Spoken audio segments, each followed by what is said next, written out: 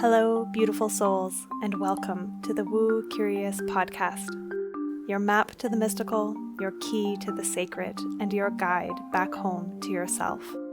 I'm Eileen, a writer, a spiritual coach, energy healer, and slow living witch. This podcast is your invitation to explore a world where the mundane and the sacred intertwine. It's a haven for those ready to take the first steps into the realms of magic and mystery, providing a safe space for you to embark on your own enchanted journey towards healing and self-discovery. Here, I'll unveil the whispers of the mystical, the rituals often hidden in plain sight, and I'll engage in sacred conversation intended to stir your soul and lead you back into your power. I'm all about demystifying woo and witchcraft. So, whether you're a seasoned seeker or simply woo curious, I'm so delighted you've decided to join me on this journey. Let's make magic.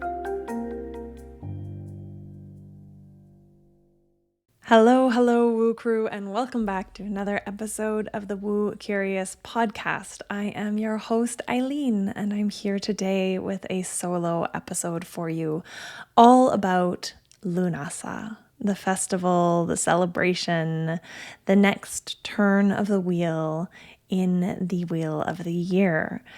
So let's talk a little bit about, to begin, the history, the themes of this year, the energies of this year, the timing, all those bits. And then I want to get into a discussion of some of the mythology around this celebration, which is connected to the god Lugh and his foster mother, Tailtiu. And I want to talk a little bit about celebrating ourselves and enjoying the fruits of our labors. And Lugh and Tailtiu's story is going to come into this discussion because I think it really provides a beautiful kind of reference for us or a poignant place for us to explore this theme together. I'm currently reading a book by Elise Loehnen called The 7 Deadly Sins and the Price Women Pay to Be Good. I'm actually rereading it for a book club, and I've gotten through sloth, I've gotten through pride, I'm now into envy, and of course, as I read, it's sparking all these things in my mind that I want to share. And so the first 2 of the 7 deadly sins, that's a whole other episode we could go into. Actually, we probably should. Anyways, the first 2 make their appearance in what I want to talk about in today's episode. So let's start. Let's start with Lúnasa. I actually do have some notes because, as you can tell probably already, I am very prone to wandering wildly off track. So let's begin with Lúnasa, the harvest festival. Lúnasa is the celebration of the first harvest. So in the Wheel of the Year, there are 3 festivals that are commonly described as harvest festivals. We have Lúnasa, which is the first harvest. We have the autumn equinox, sometimes referred to as Mabon, which is the second and kind of most plentiful harvest festival. Falls right near Thanksgiving for, reasons. Lots of abundance of food. And then we have Samhain, which is the beginning of the next season of winter, but it is that final harvest as well of the gourds and the longer ripening fruits of the fields. So Lúnasa is the first of these harvest festivals, and because it's the first, there's this atmosphere or this energy of like real celebration about it because it is the end of the hungry months. Summer is bright and beautiful and warm, and we start to get some greens and things coming in from the fields, but it's not really until we have that first harvest of grains that we're starting to get substantial sustenance again. And you think about our ancestors, they would have been, waiting with bated breath until the next harvest of grain was starting to come in. And so that's the timing of this festival, is around that first harvest, the first cutting of grain. It is in a lot of ways the consummation, the product of the union of the divine feminine and masculine that occurred at Bealtaine at Beltane 3 months ago at the beginning of the summer season. And it is in a lot of ways the beginning of autumn. So if we're looking at that kind of Celtic way of telling time or marking this calendar a year, Lúnasa is autumn. And I remember when I first learned this, how I was like, well, no, what? August 1st? I'm going to talk about the dates in a minute, but August 1st does not feel like autumn. August 1st is the middle of summer. And that's true if you are, following the school year and the way that we kind of get July, August off of school. So for most of you listening to this podcast, that's probably familiar in your body. And the fact that August 1st is middle of that summer break makes it feel like the middle of summer. But I would encourage you to just notice. Notice the light. Notice what's happening in the evenings and the mornings. It's often around this time that we'll start to just become aware of the fact that, oh yeah, the days are noticeably shorter now. We are halfway between the summer solstice and the autumn equinox, right? So we've passed that peak of light, that peak of energy, of brightness, and we are starting to noticeably be aware of the fact that the sun goes down a little bit earlier in the evenings and it rises a little bit later in the mornings. Depending on where you are, you may even start to see the odd leaf that has fallen, that has turned and fallen. Most of the trees are still really green and lush, but I know that where I am, on August 1st, the first year that I was following the Wheel of the Year, I stepped outside into my grass to say my morning prayers, and I noticed a leaf on my lawn, and it was like, oh, okay, this is here. And we still have long, warm days ahead of us. And so it's not to get ahead of ourselves, it's simply to pause and notice. The festival or the celebration of Lúnasa is one of the oldest in the Wheel of the Year that we have really good documented evidence for. And it dates back to at least 1600 BCE, but likely even earlier than that. And it is something that is going to sound a bit familiar, the way that it was marked, the way that it was celebrated, with markets and games and fairs, all of these kind of coming together. And like, think of it like a country fair. In a lot of ways, that's what it was. It was a summer fair. It was a country fair. And that's part of why it had such longevity too. So unlike some of these other moments on the wheel that have come back into popularity now, some of them have held their traditions through the years, but a lot of them didn't and are just kind of having a resurgence. But Lúnasa, we see something tied around this time of year throughout the years, right? Because this is the season where people come together, they share, they trade goods, they enjoy the summer and the heat and the sunshine, right? This is a season of generosity and compassion and community. And so Lúnasa holds all of that within it. It's also a time of be transhumance. And so if you've been with me for a while, you'll know that we talk about this Wheel of the Year, these seasonal shifts, in terms of what it meant for our ancestors who were very much tied to the land and agriculture and raising animals for sustenance, right? And so at this time of year, they would bring the bees to the pastures where the shearing was happening out into the heather fields and pastures to make heather honey.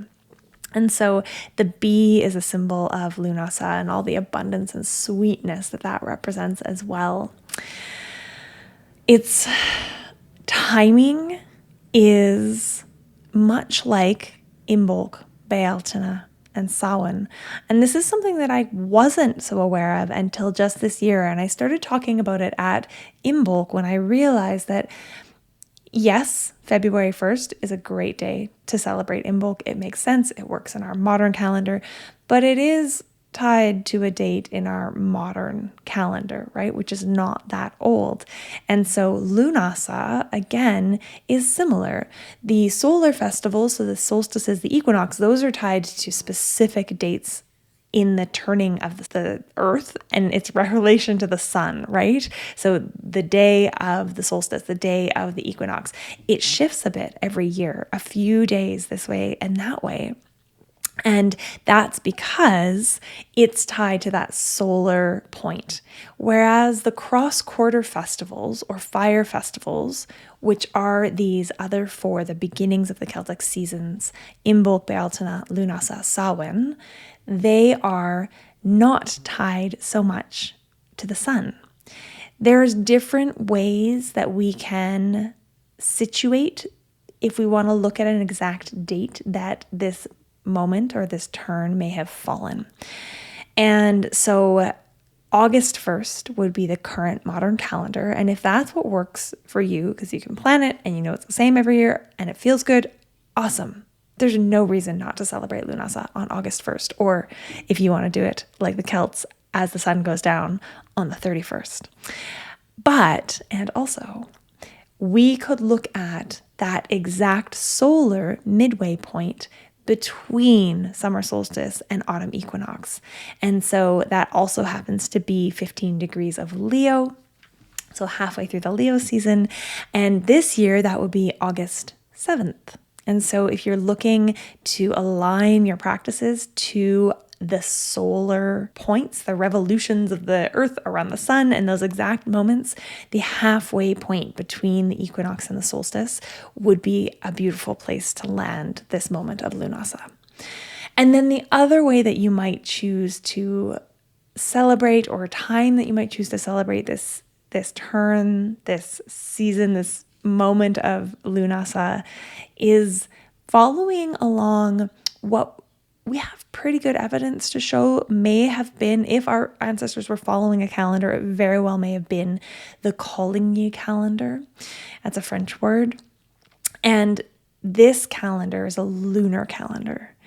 And so if we're timing Lúnasa with this lunar calendar, we would celebrate Lúnasa on the second new moon after the summer solstice, which this year is August 12th. And so again, you could choose to, with this one, celebrate at August 12th when the sun goes down, or you might choose to celebrate August 11th when the sun goes down. At the end of the day, even more so than Imbolc and Bealtaine and Samhain, which are all seasons, right? It's like this opening into a season. It's not like, unlike the solar moments, the solar festivals, we're not celebrating a specific point in the calendar year. We are celebrating a transition into a new season. And so even though there's a loose start date, it's more of an energetic shift, and it lasts more than a day, right? It's not like this moment that happens and then is past the way the solstices and the equinoxes are. The energetics are there for about 3 days, right? The day before, the day of, the day after, as the sun stands still, which solstice means.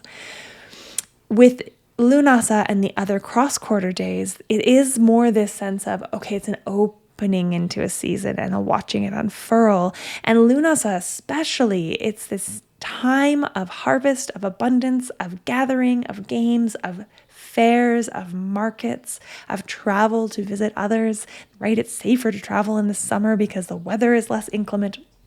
And so we have this sense of like at least all of August in our current reckoning is kind of Lúnasa. And actually, technically, it is also the name for the season of autumn in that calendar, in the wheel of the year. And so the fixed date is less important. I will be celebrating with ceremony, gathering women together at my home and online on July 30th, because I picked the dates for this whole year to gather and celebrate these ceremonies before I started learning about these alternative timing points.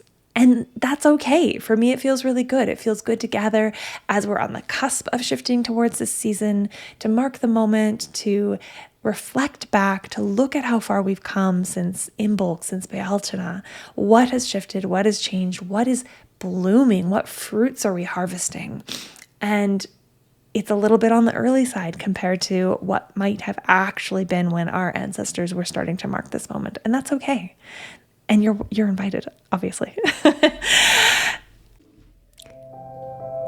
I'd like to share some words with you from a Wheel of the Year ceremony participant. Kelly writes, "When I was first invited to a Wheel of the Year ceremony, I thought it was another event to make time for in my calendar, another thing I had to do. After participating in a ceremony, I realized I had not been invited to an event. I had been invited into a way of being. Eileen creates a space that momentarily suspends the relentless demands of our culture to invite in the subtle forces that bring healing, rejuvenation, and joy. I no longer feel that I have to make time for these invitations because they allow me to create it. And this is exactly what these ceremonies are. 8 times a year at each turn of the wheel, I gather women together to mark the shifting seasons. Not on the calendar, but in our bodies, in our energy, in our lives. These circles are a place to exhale, to remember that you are also nature and that your body already knows what this season is asking of you. They are a place to be witnessed and to reconnect with yourself, with the earth, and with other women who are walking the path. If you've been feeling the pull towards something more intentional, a different way of moving through the year, I'd love to have you join us. You can find all the details and upcoming ceremony dates at myluminous-life.ca/wheel-of-the-year-ceremonies. I hope to see you there. Link will be below in the show notes as always. Back to the episode. Okay, that's kind of your little bit of discussion around the dates, the timing, the energy. Where does Lúnasa get its name? Unlike, again, the other 3 fire festivals, there's a really clear bit of mythology around Lúnasa that gives this celebration its name, and it's from the god Lugh. So it's spelled Lugh, that's Lugh. Lughnasadh is Lughnasadh. And this celebration, or these games that were celebrated here, is all around this story that actually centers Lugh's foster mother. So in Celtic lands, back in the day, we'll just say it that way, fostering out of children, of highborn children to other people, was a way of forming alliances. Yeah, it was a way of keeping good communication open. It was a really standard practice. So little boys would go and be fostered with other families, and foster parents became really exceptionally important in their lives, like second parents in a lot of ways. They may have been closer with their foster parents than they were with their own parents. And so Lugh, who is a deity of the Tuatha Dé Danann, he is sent away and he is fostered with, I can't remember who the man is that he's fostered with, but his foster mother is Tailtiu.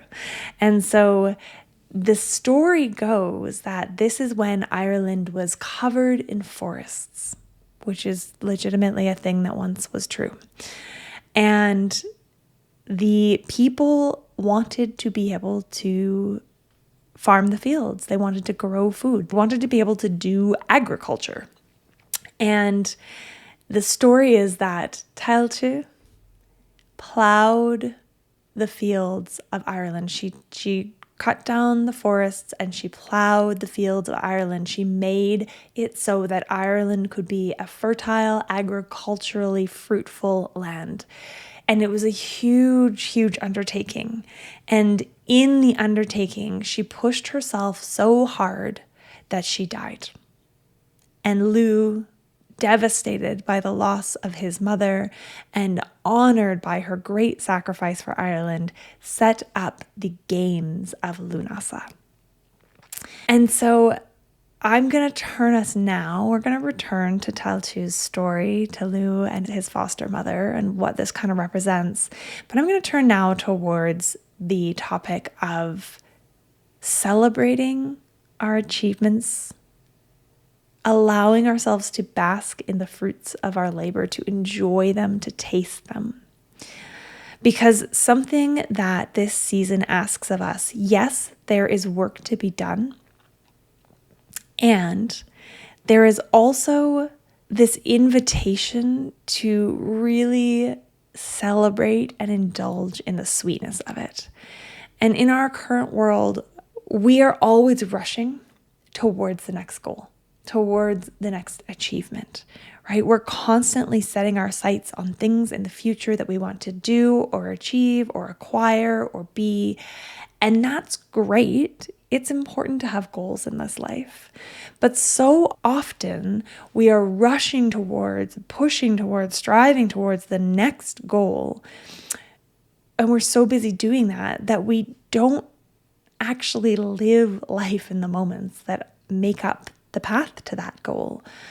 And we often also get to a goal, say we achieve something we've been working towards, and it feels great for like a hot second, but we often don't let ourselves sit in that achievement before we're off to the next thing, before it's like, okay, cool, check, done, next. And that's part of what keeps us in this space of feeling like we're waiting to enjoy life until we're waiting to be happy until we've gotten what we need, right? We're waiting to feel that sense of security until we've gotten the wealth goal or whatever it might be.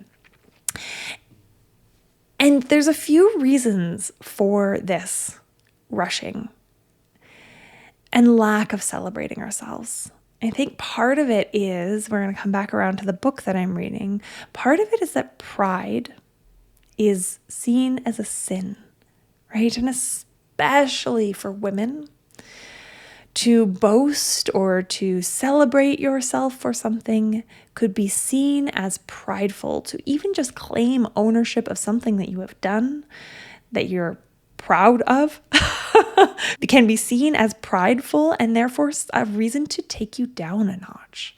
I see this tied so directly to the witch wound, and that fear of being visible, fear of, getting something that somebody else wants and having them then not like you or be angry with you. And those are reactions that are deeply embedded in us, especially as women. It's like that take her down a peg, or that false notion that this world is a zero-sum game and that if she has it, I can't, right? It's all these stories that get wrapped up in it. But what it does is that it means we're constantly either holding ourselves back from acquiring or achieving what we truly want, and or when we are achieving things in life, we aren't taking the time to pause and actually enjoy and celebrate them. It'd be like sowing the seeds of a harvest, of sowing your wheat field and tending to it and weeding it and watering it and then harvesting it and then threshing the grains and then grinding the flour and then baking the bread and then like shoving it in your face as you run out the door to go do a chore without being able to even taste it. Like, that's a lot of work for that beautiful loaf of bread.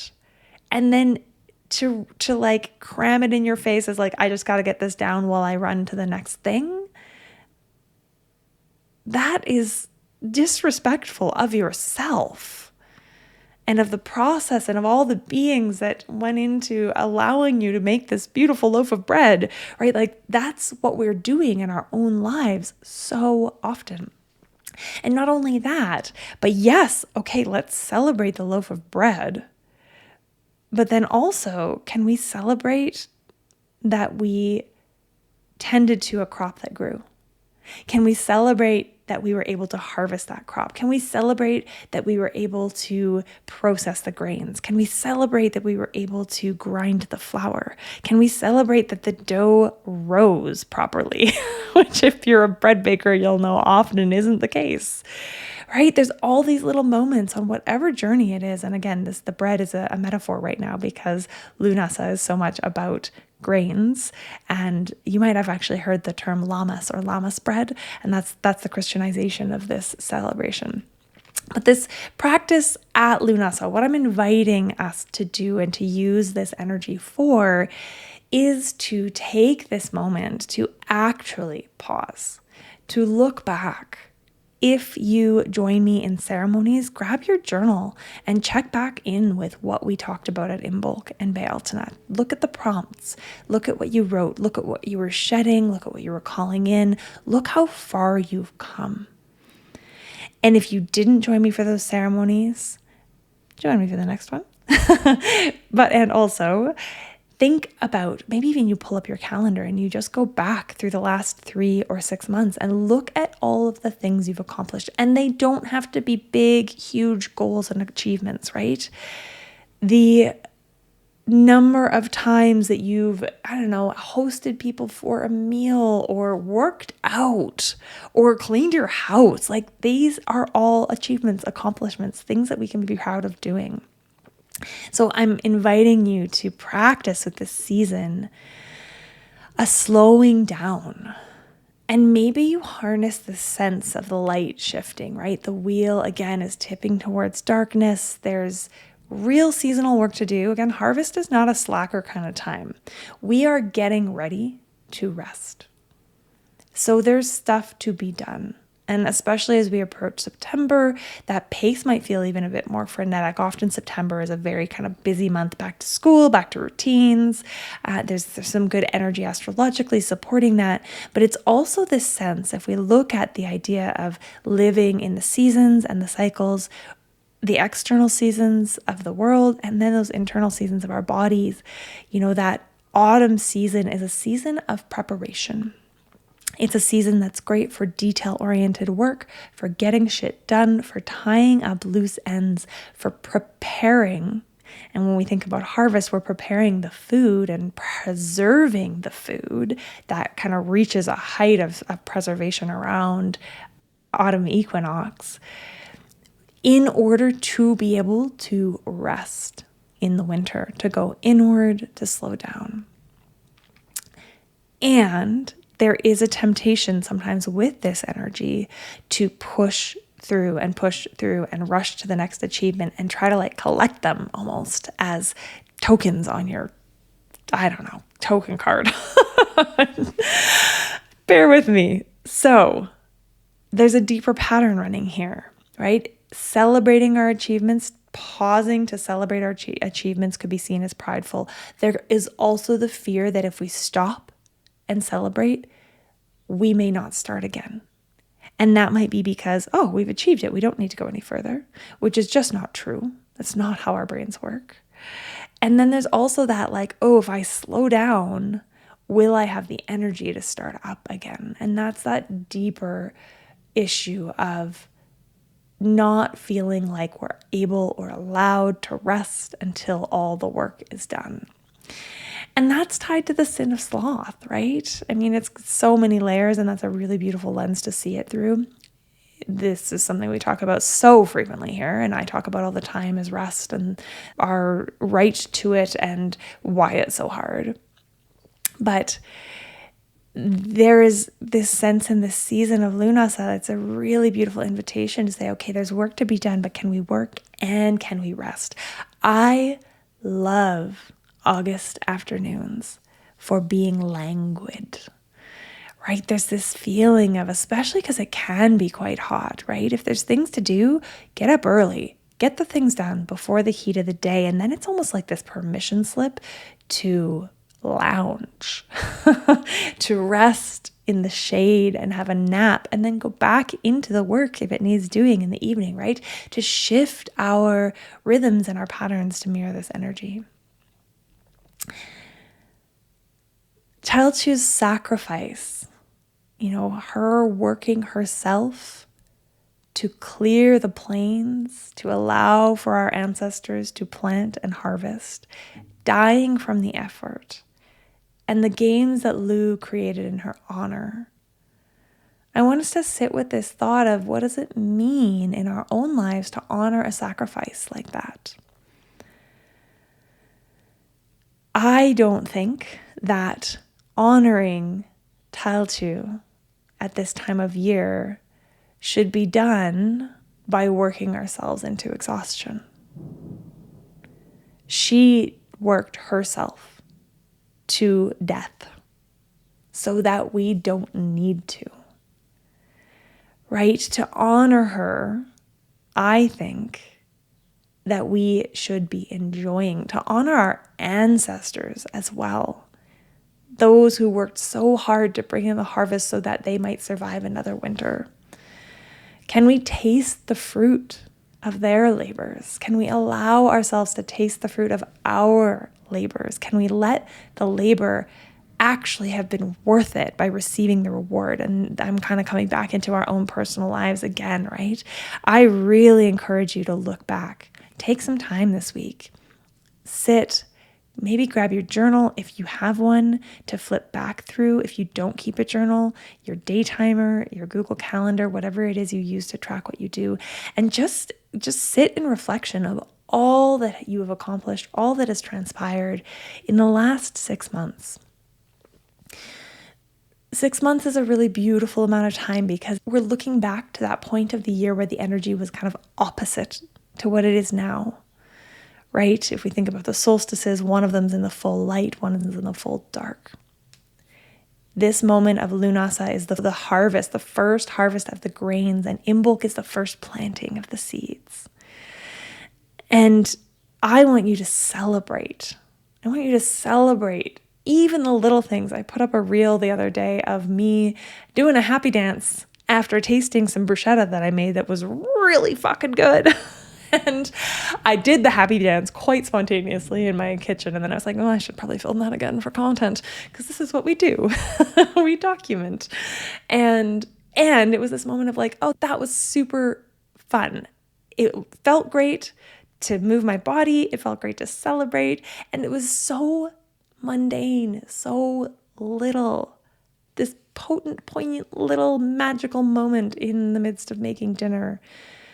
And that celebration, celebrating our achievements can be that simple. It doesn't have to be, again, the big milestones, though, like really celebrate those ones, because even those we often rush right past. Bonus points if you choose how you're going to celebrate achieving something before you actually achieve it. So you have something to kind of look forward to as well. But then even more important, I think, is truly the finding ways to enjoy and celebrate and pause and acknowledge along the way, because life happens in the moments, right? When we're going from point A to point B, yeah, point A and point B are important, but most of life happens on the journey from point A to point B, right? That's where life is. And if we rush, if we've got our blinders on, if we keep telling ourselves that when we get to point B, then we'll get to enjoy life, we're going to continue to fall into the trap of until, right? I'm waiting to be happy until, I'm waiting to rest until, I'll enjoy this when, right? That those sayings that we have, they just kind of go on repeat if we don't really consciously interrupt them. So this, despite my notes, felt very rambly and all over the place. And I hope that you learned a little something about Lughnasadh, about this moment in the wheel. I hope that you find a way to celebrate this turn, whether that be this week or next week or just sometime in August. I'd love for you to come and join me in ceremony. And now ceremony, as I mentioned, is happening on the 30th of July. If you're hearing this episode after that, you can grab the replay and drop into the work, into the reflection, into the practice anytime you like. And I want to know what you're celebrating and how. Okay, lovelies. That is all for this week's episode. I'm going to be back here with you same time next week as always. If you liked this episode, if you love the show, please take a moment to rate or review. It helps so much to get the show found. If you're on YouTube, like, subscribe, comment. Find me over on Instagram at @IamEileenMarch. Tell me what you thought. Tell me what you're celebrating. And I'll see you back here same time next week. Bye for now.